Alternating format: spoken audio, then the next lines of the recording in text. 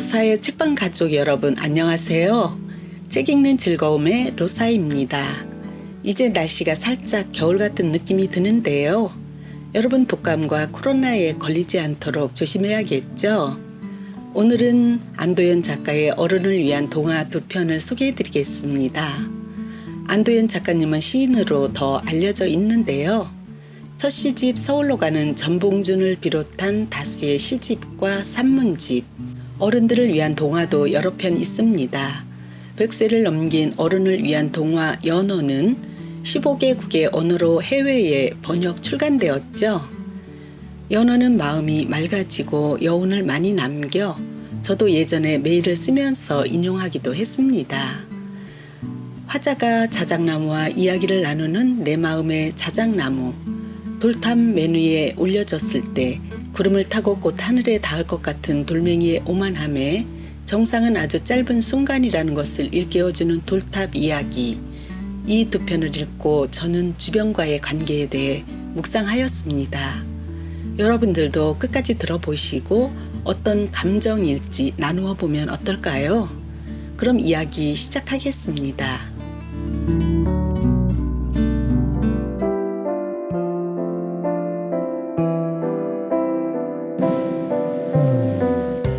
내 마음의 자작나무. 안도현. 내가 새로 입주한 아파트에 자작나무가 심어져 있다는 사실을 알고부터 나는 꽤 들뜬 기분으로 며칠을 보내지 않을 수 없었다. 이 남쪽 도시에서 자작나무를, 그것도 아주 가까운 곳에서 볼 수 있다는 것이 나에게 큰 행운으로 여겨졌기 때문이다. 고등학교 시절 수학여행 때 한계령을 넘으면서 처음 보았던 자작나무를 거의 20년 만에 다시 만난 것이다. 느티나무, 사과나무, 측백나무 등 속과 함께 아파트 조경 공사의 하나로 심어진 자작나무를 남들처럼 그저 대수롭지 않게 보아 넘길 수도 있다. 그리고 안 그래도 신경 쓸 일이 많은 세상에 나무를 보고 마음이 들뜬다는 것은 하나의 사치에 속할 수도 있다. 하지만 나는 새로 애인이 생겼을 때 갖는 설렘 이상으로 자작나무에게로 쏠리는 마음을 어디에다 숨길 수가 없었다. 나는 친구에게 전화를 걸었다. 우리 아파트에 자작나무가 있어. 뭐라고? 자작나무 껍질이 얼마나 하얀지 눈이 부실 지경이야. 자작나무는 추운 북쪽 지방에 사는 한대성 나무잖아. 그게 놀랍게도 우리 아파트의 조경수로 자라고 있단 말이야. 너 혹시 잘못 본 거 아니니? 친구는 내 이야기가 잘 믿어지지 않는다는 투로 말했다. 그러면 이번 일요일에 우리 집에 와서 확인을 해도 좋아. 너 은백양나무나 은사시 나무와 자작나무를 구별할 수 있냐? 친구는 제 두 눈으로 보기 전에는 여전히 의심이 간다는 것이었다. 나는 전화를 끊고 속으로 한바탕 욕을 퍼부어 주었다. 그렇게 남의 말을 못 믿으니 나이 40이 되기도 전에 훌렁 벗어진 대머리가 되지. 나는 다른 친구에게 또 전화를 걸었다. 그 친구는 지난 겨울에 러시아를 다녀왔는데 다른 것 다 제쳐두고 자작나무 숲을 보는 것만으로도 멋진 여행이었다고 자랑을 한 적이 있었다. 그 친구라면 자작나무한테로 쏠리는 내 마음을 조금이라도 이해해 줄 것 같았다. 우리 아파트에 자작나무가 몇 주 서 있는데 한번 와서 보렴. 오, 그래? 따뜻한 남쪽 지방에서는 좀처럼 보기 힘든 나무인데? 뭔가 품격이 높은 고매한 나무처럼 느껴지더라. 나도 모르게 불쑥 튀어나온 이 말이 친구의 심기를 건드린 것일까? 친구가 목소리를 나직하게 깔면서 아랫사람에게 한 수 가르치듯이 천천히 말했다. 뭐니뭐니 해도 자작나무는 러시아에서 보아야 해. 대평원을 기차로 달리면서 그 끝없는 숲을 바라보아야 제격이지.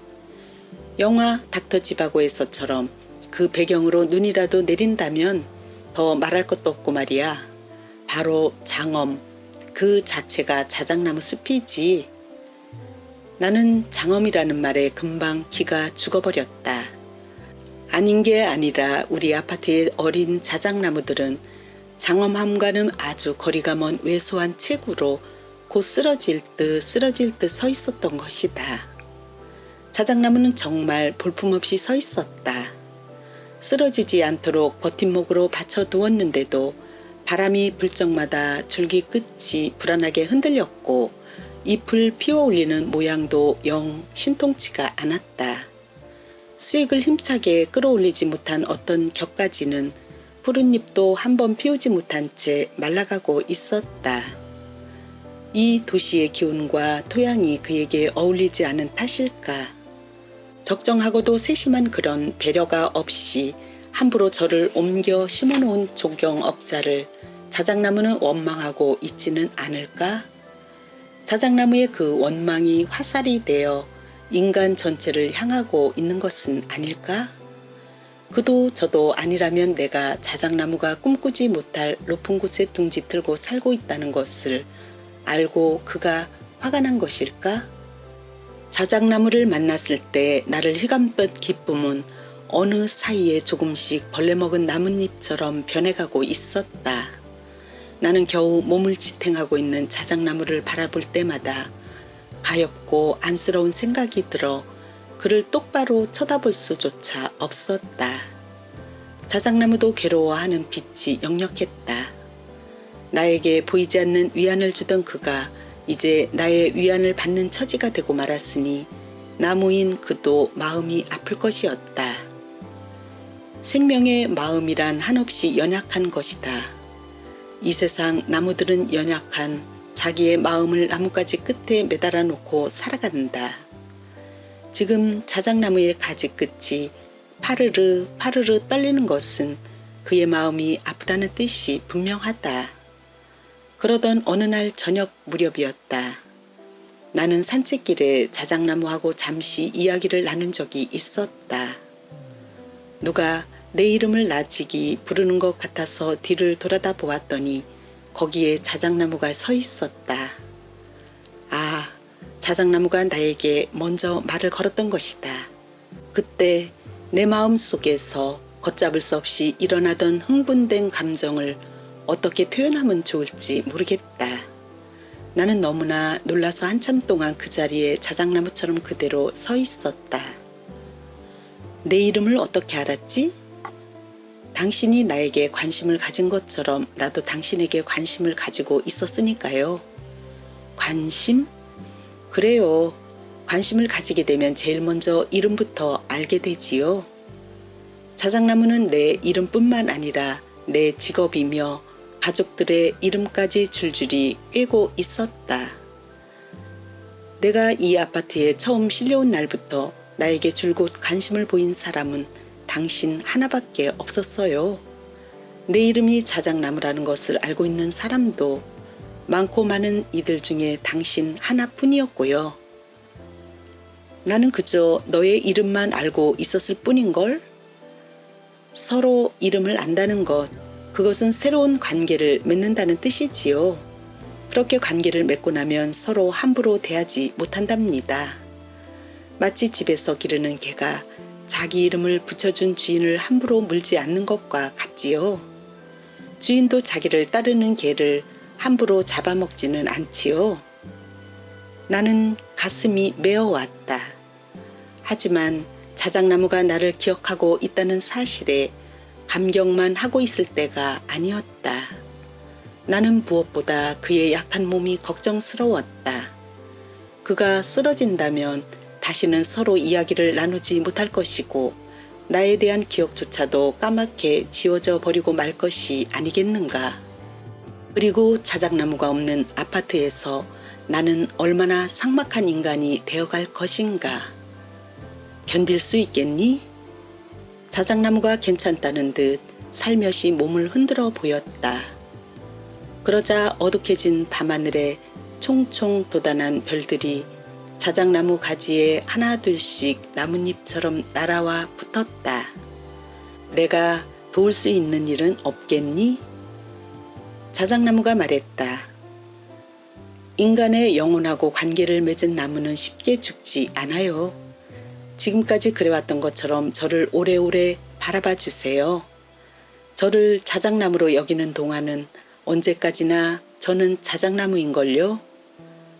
나는 자작나무를 쓰다듬으며 말했다. 그래, 자작나무야. 내 마음의 깊은 곳에 너를 심을게. 내가 오래오래 바라보고 있을게.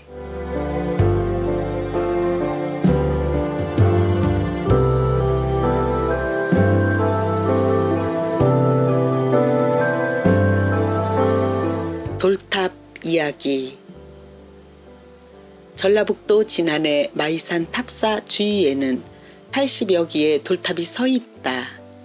높이나 모양이 일정하지 않은 이 돌탑들은 흩어져 있으면서도 제각기 어떤 신비를 하늘로 뿜어 올리는 듯한 자태를 자랑하고 있어 관광객들의 눈길을 오랫동안 붙잡아 둔다.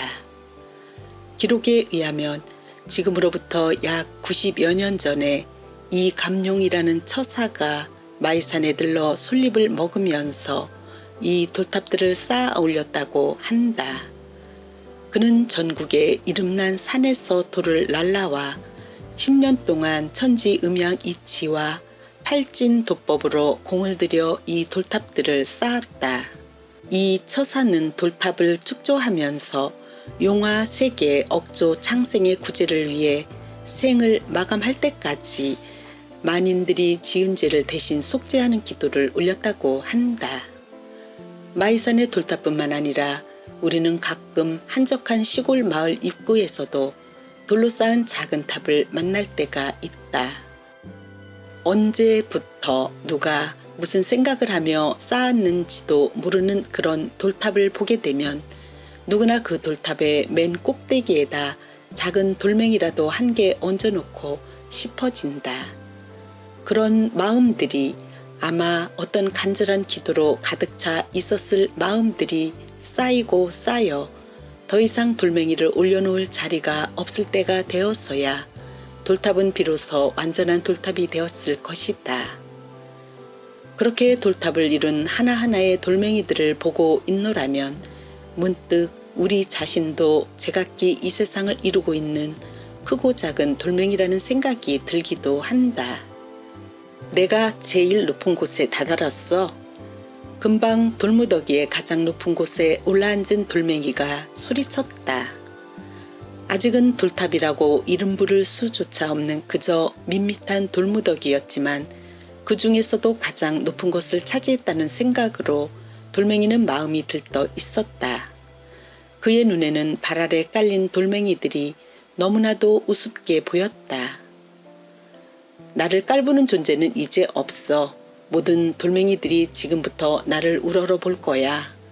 내가 이 세상에서 가장 높은 곳을 차지하였으니 내가 이 세상의 주인이 된 거야.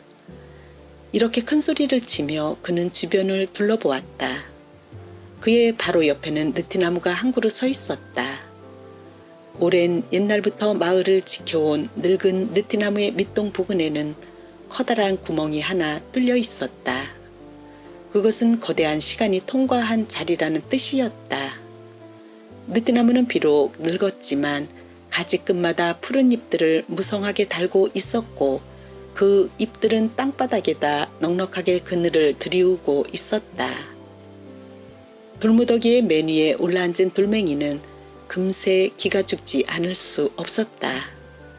늙은 니트나무에 비해 그가 올라선 자리가 한없이 초라하게 느껴졌기 때문이다. 그가 자신의 경솔함을 알아차린 그 순간 또 하나의 돌멩이가 돌무더기의 맨 꼭대기에 올라앉았다. 느티나무 그늘에서 늘어지게 한숨을 자고 난 나그네가 길을 떠나기 전에 올려놓은 돌멩이였다. 비명 한마디 내지를 틈도 없이 상황이 바뀌어버린 것이다. 이 세상의 주인은커녕 또 다른 주인을 머리에 이고 살아갈 처지가 된 돌멩이는 얼굴을 잔뜩 찌푸린 채 땀을 뻘뻘 흘렸다. 그가 생애에 행복했던 시간은 아주 짧았다. 이제는 치욕이 그의 생을 지배할 것이다. 그 치욕스런 시간을 견디고 있는 사이에 새로 돌무더기의 끝에 올라앉은 돌멩이의 목소리가 쩌렁쩌렁 울렸다. 내가 제일 높은 곳에 다다랐어. 이제 저 느티나무와 똑같은 키가 되는 건 시간 문제야. 내가 느티나무만큼 자라게 되면 저 나무 꼭대기에 부드러운 이파리들을 만질 수 있을 거야. 그는 감격에 겨운 듯 주먹을 쥐어 흔들었다.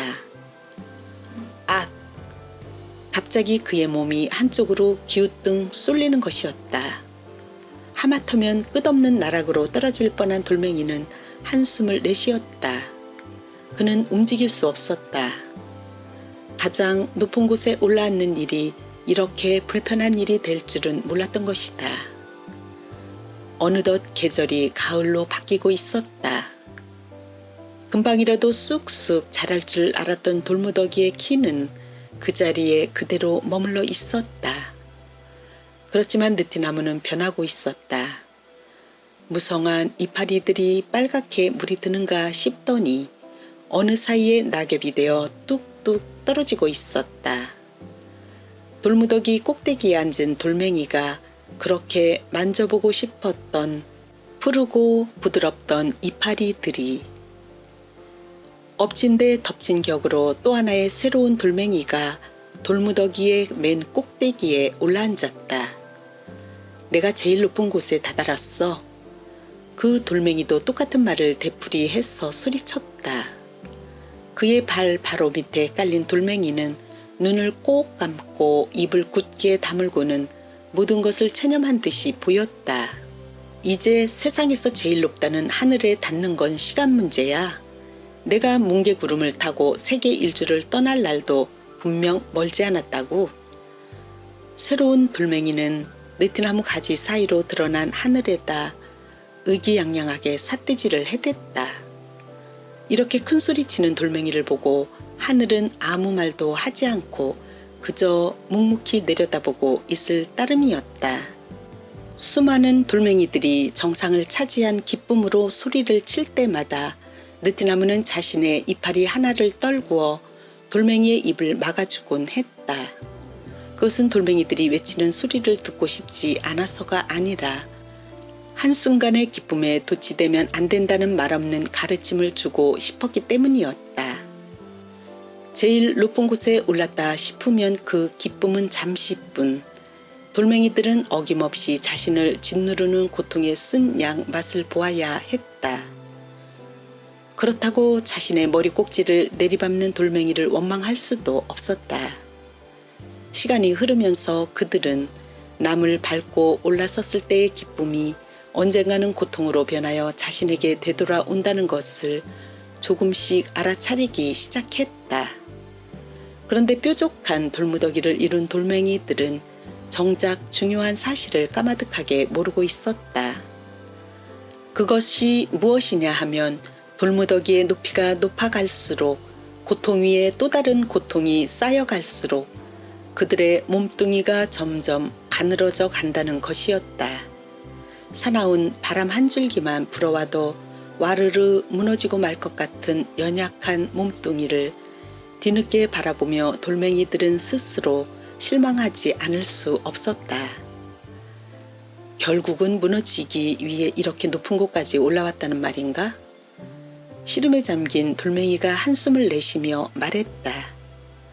이것을 여태 지켜보고 있던 느티나무가 천천히 말문을 열었다. 남을 밟고 올라섰던 것이 지금도 즐겁니? 돌멩이들은 아무 말도 할 수 없었다. 느티나무가 자상한 목소리로 말했다. 너희는 혼자가 아니야. 혼자가 아니라고요? 돌멩이들이 고개를 갸우뚱거리며 물었다. 너희는 이제부터 작은 돌멩이로 따로따로 있는 게 아니라는 뜻이야. 엉성한 돌무더기도 아니고 돌탑. 그렇지. 비로소 돌탑이라는 완전한 존재를 이룬 거야. 아니, 새로운 존재로 태어난 거지. 느티나무는 전혀 뜻밖의 사실을 돌멩이들에게 말해주고 있었다. 지금부터는 서로 손목에 힘을 주어야 해. 그래야 무너지지 않는단다. 돌멩이들은 서로를 얼싸 안았다. 따뜻한 온기가 서로의 몸을 적시고 있었다. 새로운 존재, 낱낱의 돌멩이들은 이제 폭풍과 몰아쳐도 끄떡없는 아름다운 존재가 된 것이다. 완전한 하나의 돌탑이. 돌탑 이야기는 여기쯤서 마무리하자. 이 이야기를 듣지 못한 사람들은 돌탑을 보면 위태로움을 느낀다. 돌멩이와 돌멩이 사이에 시멘트를 이겨 바르지 않았다는 것을 아는 그들은 마음이 불안해서 빨리 그 자리를 뜨고 싶을지도 모른다. 자기들이 사는 고층 아파트의 안전도는 신뢰하면서 돌탑을 믿지 못하는 그들은 돌탑이란 연기 기둥과 같아 라고 말할 게 뻔하다. 그런 사람들은 대체로 잊어버리는데 아주 익숙하다. 시멘트 속에다 철근까지 넣어 만든 삼풍 백화점과 성수대교가 엊그저께 폭삭 주저앉았다는 사실을 그들은 까맣게 잊어버리고 또 다른 부실공사를 시작하는 것이다. 잊어버린 게 아니라면 그들은 짐짓 모른 채 하고 있는지도 모를 일이다. 대형 붕괴 사고는 겉으로 완벽한 것을 좋아하는 그들의 위신을 무참하게 깎아내리는 일일 테니까.